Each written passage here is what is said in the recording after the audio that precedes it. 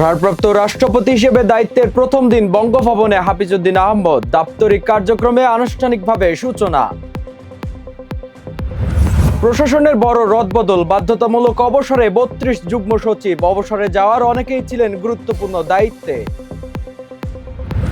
চাহিদার তুলনায় গ্যাস সরবরাহ কম, দেশ জুড়ে ভোগান্তি। পরিবহন ও শিল্প খাতে সংকট কাটাতে দ্রুত সমাধানের অপেক্ষা। হামলা বন্ধ থাকলেও কাটেনি উত্তেজনা, যুদ্ধবিরতি আলোচনা নিয়ে বিপরীত অবস্থানে যুক্তরাষ্ট্র ও ইরান। এবং ভিনিসিয়াস জুনিয়রকে দলে টানতে ইতিহাসের সর্বোচ্চ অর্থ খরচে প্রস্তুত আর্সেনাল, গুনতে হতে পারে প্রায় ২,৭৩৭ কোটি টাকা।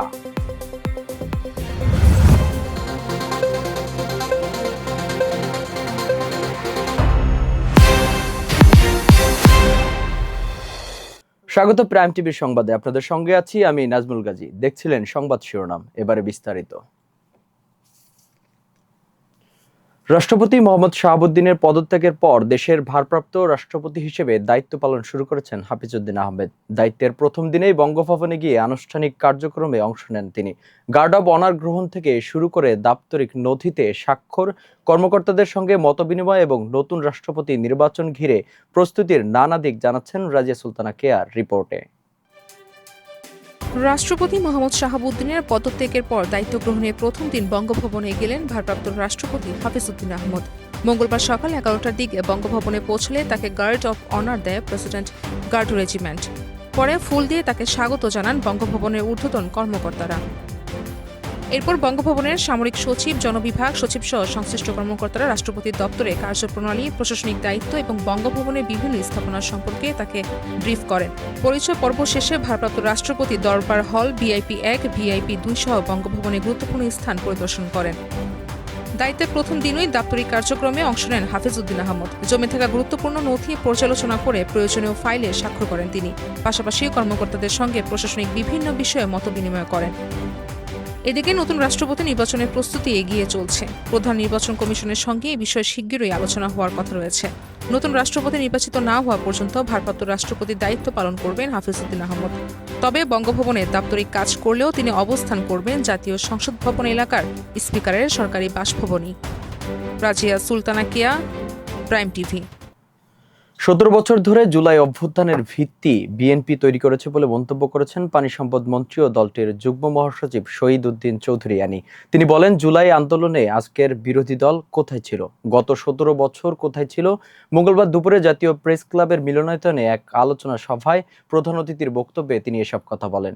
ন্যায়ভিত্তিক বৈষম্যহীন সমাজ গঠনে বিভাজন নয়, ঐক্য শীর্ষক আলোচনা সভার আয়োজন করে আমরা বাংলাদেশ নামের একটি সংগঠন। এখানে বক্তব্যকালে অ্যানি বলেন, বিরোধী দল সংসদে বলছে তারা আওয়ামী লীগকে সঙ্গে নেবে, আর এটা নিয়েই বিভাদের শুরু। মূলত তারা ভেবেছিল এবার ক্ষমতায় আসবে, তবে বাস্তবে দিল্লি বহুদূর বলেও মন্তব্য করেন বিএনপির এই নেতা।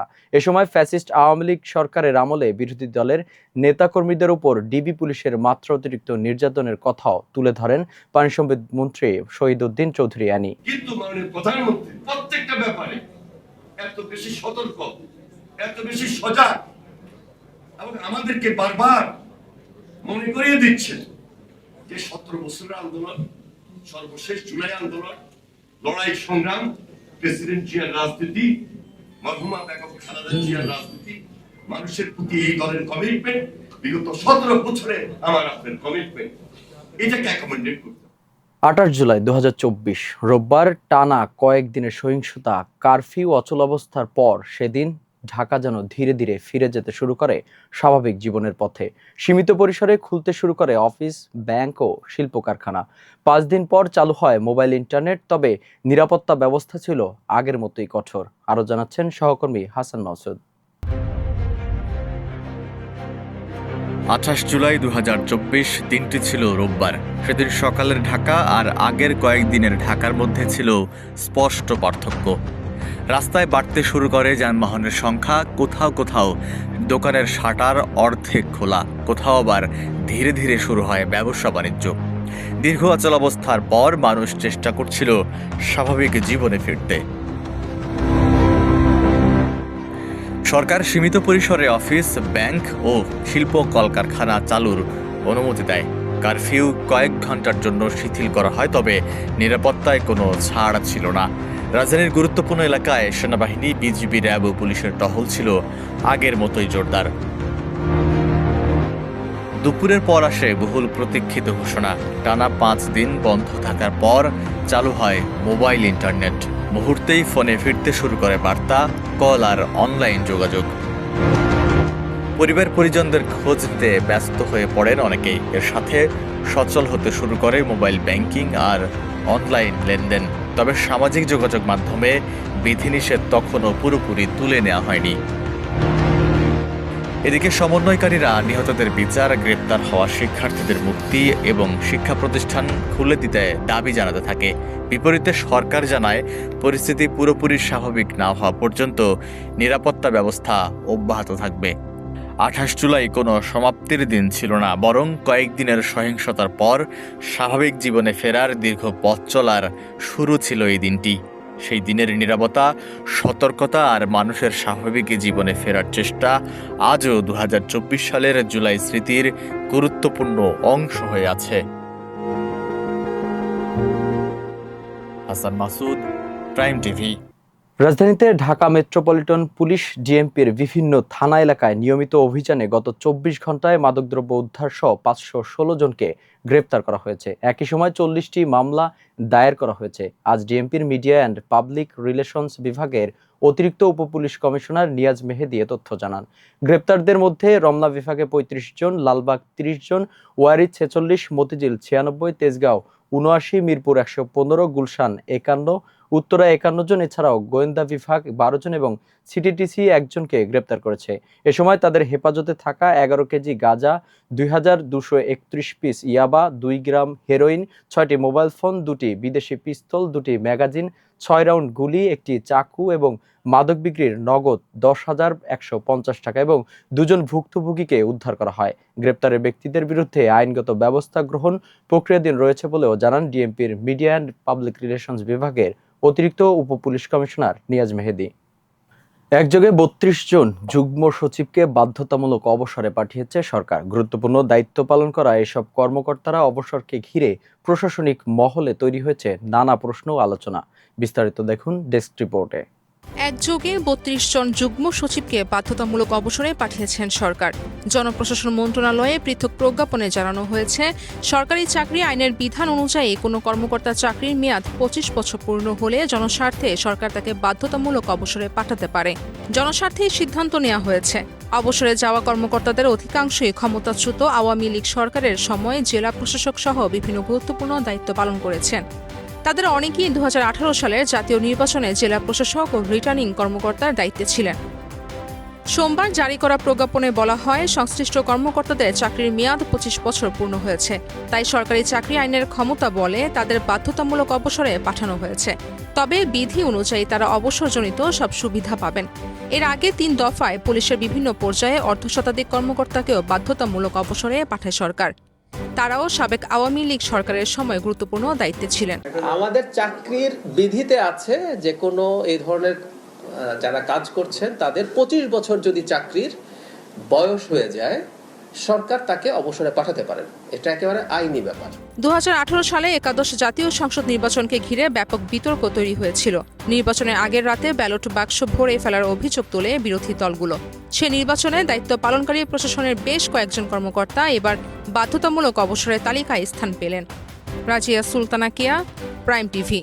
কুমিল্লায় 51 কোটি 83 লাখ টাকার বেশি মূল্যের বিপুল পরিমাণ মাদকদ্রব্য ধ্বংস করেছে বর্ডার গার্ড বাংলাদেশ। মঙ্গলবার সকালে কুমিল্লা ব্যাটালিয়ন 10 বিজিবির আয়োজনে অনুষ্ঠিত মাদকদ্রব্য ধ্বংসকরণ অনুষ্ঠানে প্রধান অতিথি হিসেবে উপস্থিত ছিলেন ব্রিগেডিয়ার জেনারেল মোহাম্মদ সাইফুল ইসলাম চৌধুরী। এ সময় জেলা প্রশাসন, পুলিশ, মাদকদ্রব্য নিয়ন্ত্রণ অধিদপ্তর, কাস্টম সহ বিভিন্ন দপ্তরের কর্মকর্তারা উপস্থিত ছিলেন। অনুষ্ঠানে বিভিন্ন সময়ে বিজিবির অভিযানে জব্দ করা বিপুল পরিমাণ মাদকদ্রব্য ধ্বংস করা হয়।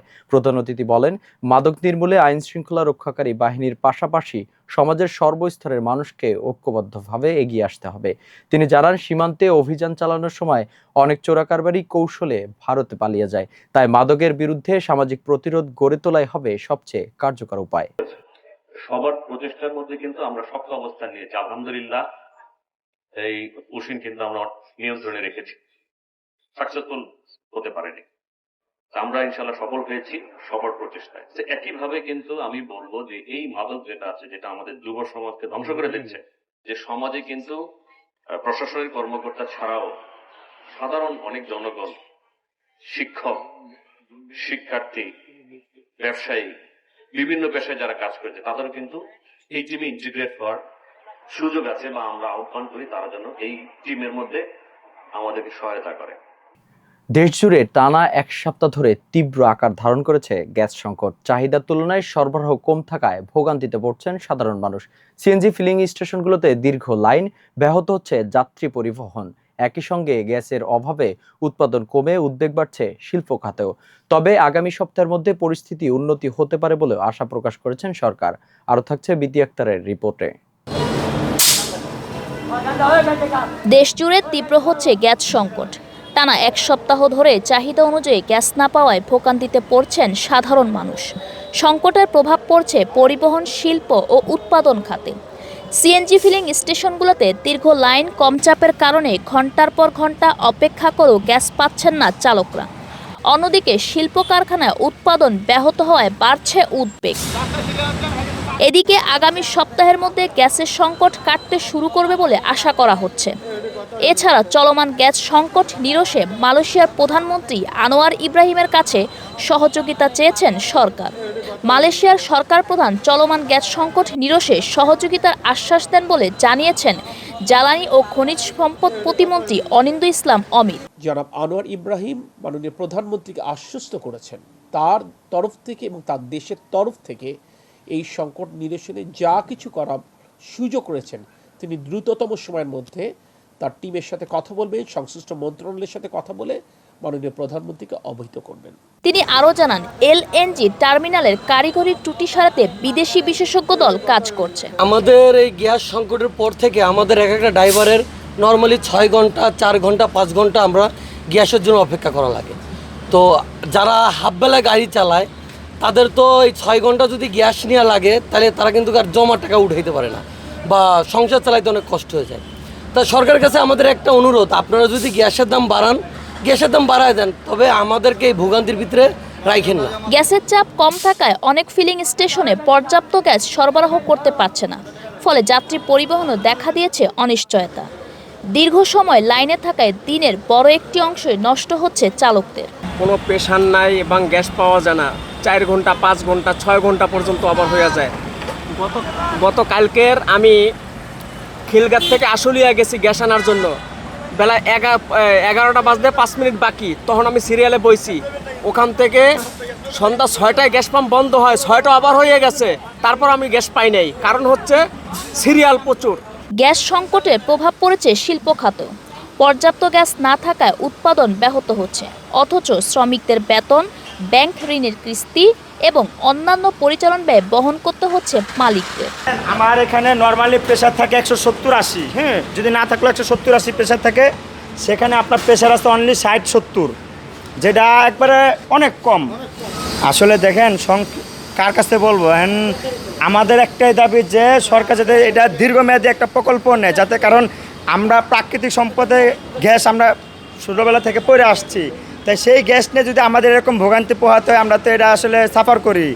আমাদের সরকারের কাছে দাবি থাকবে একটাই, যে সুন্দরভাবে যাতে গ্যাসটা পরিচালনা করে জনগণের সার্বিক নিশ্চয়তা নিশ্চিত করে। গ্যাসের তীব্র সংকট কাটিয়ে স্বাভাবিক না হলে সাধারণ মানুষের দুর্ভোগের পাশাপাশি শিল্প ও উৎপাদন খাতে এর প্রভাব আরও পড়বে বলে আশঙ্কা সংশ্লিষ্টদের।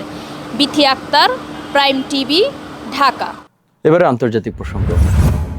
যুদ্ধবিরতি নিয়ে যুক্তরাষ্ট্র ও ইরানের পাল্টাপাল্টি বক্তব্যে নতুন করে অনিশ্চয়তা তৈরি হয়েছে। মার্কিন প্রেসিডেন্ট ডোনাল্ড ট্রাম্পের দাবি করেছেন তেহরান চুক্তির জন্য আন্তরিক আলোচনায় আগ্রহী, তবে সেই দাবি সরাসরি নাকচ করেছে ইরান। দেশটির পররাষ্ট্র মন্ত্রণালয়ের মুখপাত্র ইসমাইল বাঘেই বলেছেন, মধ্যস্থতাকারীদের মাধ্যমে সীমিত বার্তা আদান প্রদান হলেও দুই দেশের মধ্যে কোনো সরাসরি আলোচনা চলছে না।